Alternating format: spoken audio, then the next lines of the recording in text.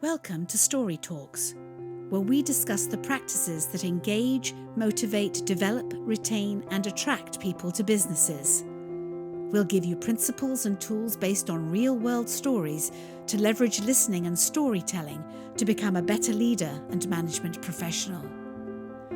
StoryTalks is produced by Narativ, a company that focuses on personal storytelling for business. Welcome to StoryTalks for a new episode of our podcast that I host. Jerome and Julienne Ryan is my co-host. Hi, Julienne. Hi, nice to see you again. Great to see you too. And today we are back for one of our short takes on a specific theme. And our theme today is dialogue. Now, this was brought about recently to me because I had this experience. You know, my son Julienne went to virtual school this week because of COVID, and it was amazing to me to witness how on a screen, just like we are now, he was seeing all his friends and his teachers. And, you know, they behave exactly the same way that they would in a class in person. So you have to raise your hand. You can't raise the hand on Zoom. You have to actually physically raise your hand. You can't be eating anything. Your bed has to be made. You can't be in your pajamas, you know, all that stuff. Not that we're in our pajamas. Rules for all of us. You know, exactly. Exactly. But it was interesting to me because there were these moments of silence where the teacher would ask a question and then they would wait until somebody raised their hand. And I would notice, I was in the room with my son, basically playing IT support, and you know, and after a while he would think about something, and then finally he'd raise his hand and say something. And it struck me that there was no fear of what I've experienced many times as an adult, fear of the void. You know, what am I going to say? Is it when it's my turn to speak, I better say something really smart, and you know, or I better not wait for my turn and I better take the mic right away. And so that kind of prompted me to think about what we're talking about today and dialogue, and going back to what does dialogue really mean?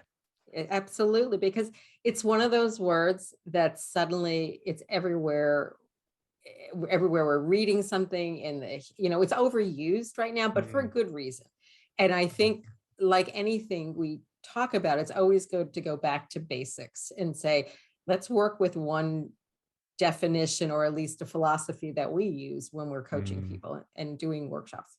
Yeah, absolutely. So the, you know, the basic definition of dialogue, we looked it up right before pressing record here, is, you know, a conversation between two people.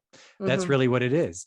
And that idea of a conversation between two people, what's actually happening between two people? Well, one person is listening while another person is speaking. And in between that listening and speaking, there's something going on that's kind of, you know, intangible, and you don't quite know what's going on there. And that to me is, and to us, is dialogue, right? It's that moment where you're encountering someone else's point of view, someone else's story. You're really taking that in, and then you respond to whatever it is that you took in, as opposed to my experience, which is not dialogue, I've discovered, which is like, okay, yeah, I got the first 3 words of what that person said. Now that's given me a thought. Now I'm formulating what I need to say in order to make my point really powerfully. And meanwhile, all of those thoughts that are going on in my head, I've lost the thread of what that person was talking about. I've only got the first 3 words. That's not dialogue. Yes. And one of the research, when we said we're going to talk about this, I was mulling. And then I'm laughing before, because, you know, I'm married to an Irishman, so dialogue's a whole different experience with him. But also looking at, where did we get into certain habits in our culture in the States, basically. I mean, every region's a little different, but there has been certain cultural things that have happened over the years. And I remember many years ago, my godson is now in his 30s. And when he was just going to college in Canada, and I said, you must watch television because they're doing the most amazing thing. This is like 20 years ago.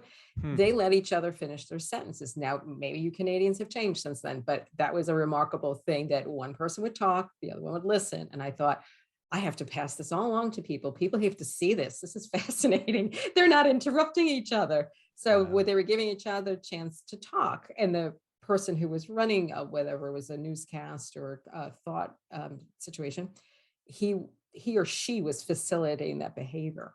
So I thought it's setting the tone for expectations, like your grade school son is Right. learning by what the instructor has said. These are the norms, and this is Mm. what we expect.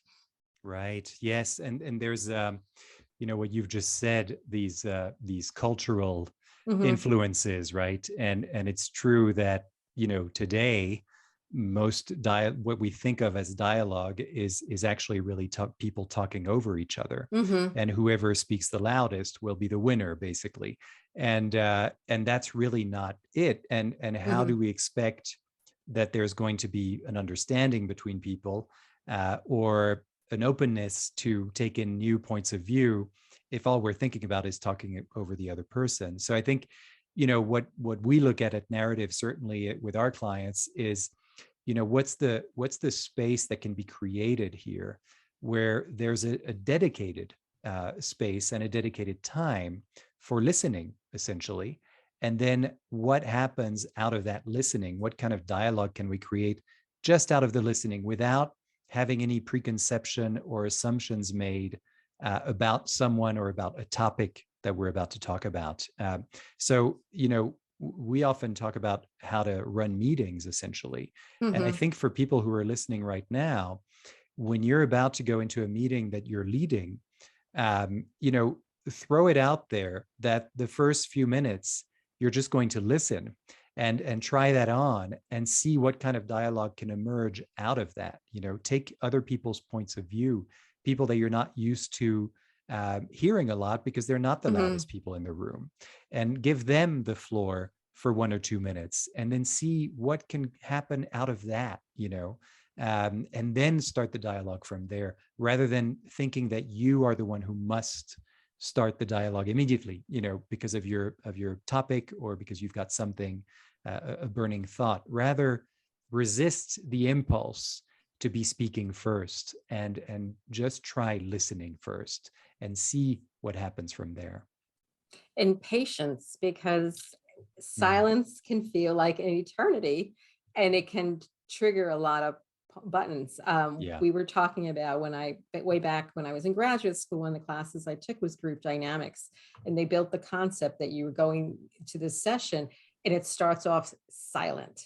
You Mm, can't talk, you have to just observe. Well, that was a whole education to see how I was experiencing, how people were experiencing me, how people were reacting. That whole experience of being silent without an agenda mm. and no cues for a while, and then building on that. So Scary. we and it's like exercise. You When you're trying to strengthen a muscle or do something, you have to practice it. So what you maybe do a timer where you don't jump in as a facilitator right away, and Mm, say, give people a chance to just let something sink in, and yeah. then respond and Mm, ask. So it's practice, and yeah. it's everything is an experience every day.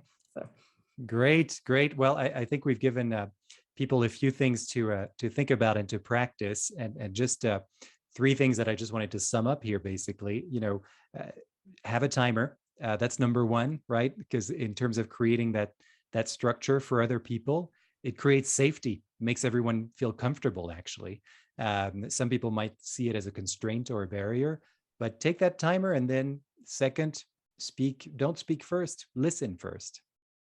and then one thing, like if you need a thinking prompt or a visual, think of the silence as the space in Mm, music between the beats, and figure out how that works appropriately in the conversation and the dynamic you're trying to have. And if you look at it as in ways of music, that might make it a little less stressful when you start to hear the silence. And eventually somebody will talk. That's a guarantee, but just be patient and give it some time, and you'd be surprised what comes out of it. great. I love it. So I think we've given people a lot to think about and to practice here. One last thing that I want to mention is that part of this conversation was prompted by you, Julienne, discovering this person. Do you want to tell us a little bit about Sira Abenoza? Yes, Sira Abenoza. She is the founder of the Institute of Socratic Dialogue, which when I was researching for us and looking up Socrates, where do I go? I went to YouTube, I went to Google, of course, and a few other resources. And she gave this compelling overview that brought the art of dialogue to life in a new way. And I am very excited through the power of LinkedIn and a well-intentioned email. She's responded and she's going to be joining us for a talk about dialogue. So Fantastic. It's a lesson to all of us. There's always opportunity to connect with people in new ways, in exciting ways. So I can't wait to hear more. Fantastic, and me too. And so yes, so look for that in our podcast, on our podcast page on Buzzsprout, StoryTalks, and very soon you'll be able to listen to that as well. So, well, thanks, Julienne, for this. Thank you for a new episode of StoryTalks, a short take, as I like to call them, about dialogue. And I'll see you very soon for another episode. Absolutely. Take care and be well, everyone. All right. Thanks for tuning in. Cheers. Thanks. Bye-bye. Narativ Story Talks. For more information on the narrative listening and storytelling method and how it can help your business, go to narativ.com.